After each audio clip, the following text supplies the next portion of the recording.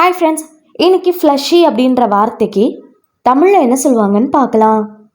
Fleshy fleshy இந்த வார்த்தைக்கு தமிழில் என்ன சொல்லுவாங்கன்னா, மாமிசமான, கொழுப்புள்ள, சதைப்பற்றான, உடலில் மேல் அல்லது இறைச்சியில் கொழுப்பு இருக்கிற சதை அதிகமான பகுதியாக ஆங்கிலத்தில் ஃப்ளஷி அப்படின்னு சொல்லுவாங்க.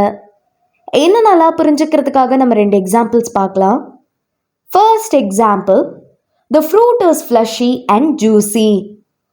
பழம் சதை பற்றும் சாறு நிறைந்தது. Second example, he pointed to the fleshy leaves of the succulent. அவர் சக்யூலண்டின் சதை பற்ற இலைகளை காட்டினார். இன்னொரு வீடியோவில் வேற ஒரு ஆங்கில வார்த்தைக்கு தமிழில் என்ன சொல்லுவாங்கன்னு பார்க்கலாம். அது வரைக்கும் பை.